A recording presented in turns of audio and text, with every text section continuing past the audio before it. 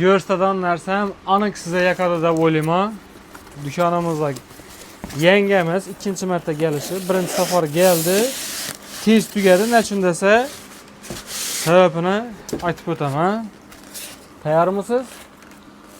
Unda ko'rsataman.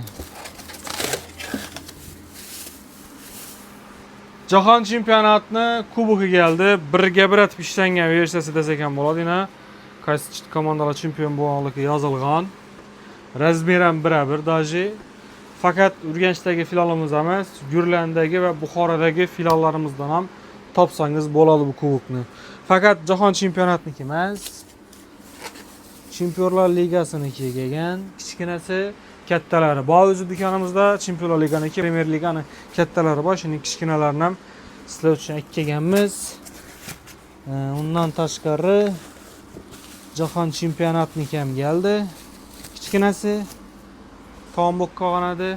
Sovg'aga, o'zingiz ofisingizga ko'p qo'ysangiz ham zo'r turadi. Chiroyli, o'zingizni ko'nglingizni ko'tarib turadi.